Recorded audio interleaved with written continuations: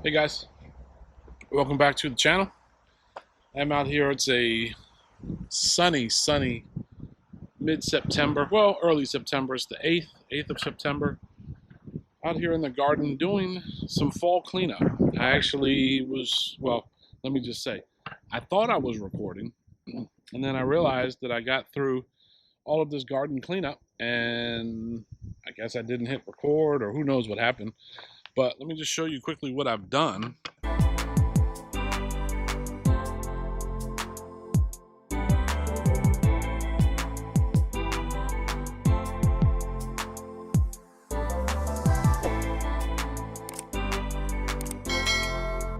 If you guys remember here in this community bed, we had green beans growing up these two trellises. I've actually discarded all of the green beans. We had so many. I'll show a picture I took. We had two full trays of green beans that came just off of these two little trellises here. I had so many that I actually had to take it and I dropped it off this past Tuesday. The DC government does a food giveaway for any type of urban farms or community gardens. They have their own space, which I'll take you on a tour of it at some point too.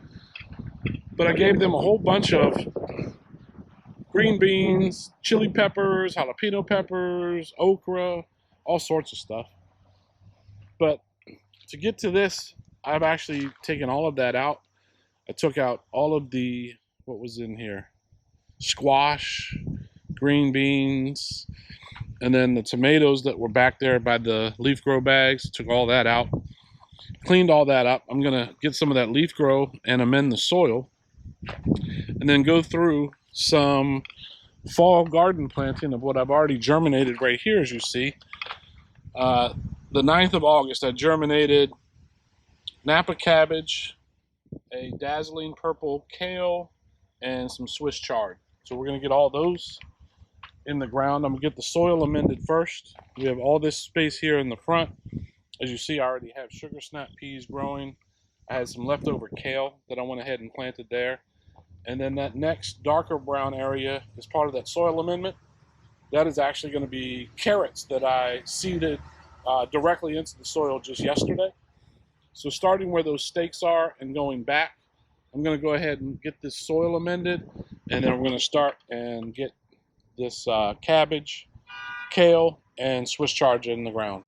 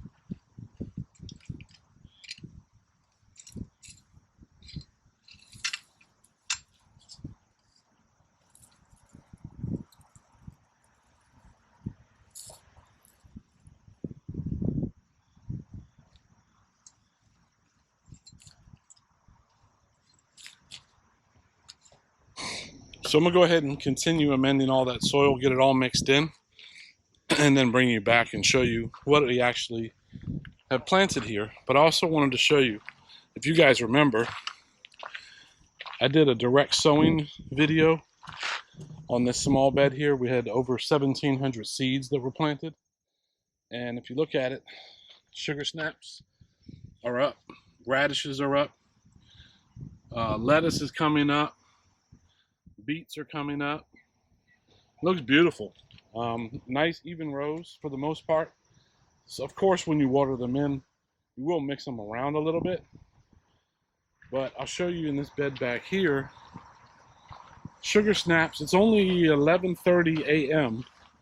And if you look at this back bed, the kale's doing wonderful. Sugar snaps, not so much. And even this late in the season, it's just not getting enough sunlight. And these are the ones that I actually germinated and then planted. And I do see some flowers, but I just don't think, because of all this tree line above, and the sun is right there, basically, at about 11:30, just not enough sunlight back here. Kale's doing wonderful. Put some radishes down underneath. They're not doing great. They kind of bolted because they're not getting enough sunlight because of the cabbage. Or excuse me, because of the collards. Collards are doing great, but once again, sunlight is a huge determining factor on how stuff grows, and we're just not getting enough of it back here. If you turn just 15 degrees to the left, you get plenty. But this bed here is just not enough sunlight. But as I said, this bed here with the direct sown, even the spinach is coming up right back here. And this one's doing wonderful. It's getting probably 7-8 hours of sunlight at this late in the summer, early part of September. So I'm gonna go ahead and amend the soil and get that other stuff planted and come back and see you guys. So I also, back in the far end of this community bed, we still have a little bit of tomatoes left in the middle here. Not much. I pulled out those peppers that were there. I pulled out the okra across the front. We have a little bit of tomatoes kind of dilapidated here. I actually just picked a bunch of green ones because the squirrels are getting to it, because the netting is now taken down on most of them. But I'm gonna leave these tomatoes up for now. There's still a little bit coming in. Then I took out all the squash that was back here and the other okra that was at the very back. And there's one of those honeycomb tomatoes. It's seen better days. I probably need to stake it up a little better. But we do have eggplant still coming in, so I'm gonna leave that, and then I'll amend the soil back here. And then here are all the scraps from the tomatoes and the peppers that I took down. We'll go ahead and put those in our rotating compost bin. Just chop them up in small pieces and just keep it on rotation. You should be fine. We do have a whole slew of green peppers coming in. A lot of green peppers. Squash, pretty much dilapidated. I've already pulled 2 out from here that have already succumbed to the squash vine borer. So, not so good, but we did get probably a dozen squash out of just this small area. And then this other back bed, which you guys saw another video of, where I put kale, arugula, and cabbage. If you notice, my nemesis back here is the squirrels. They keep digging holes and burying stuff. So they keep relocating the arugula and the cabbage. It'll take root after a while, but the damn squirrels just keep coming back here. So it is very, very shaded back here in this corner. I knew that when I planted this, and that's kind of why I did. But this time of year, it's not even getting the southern sun.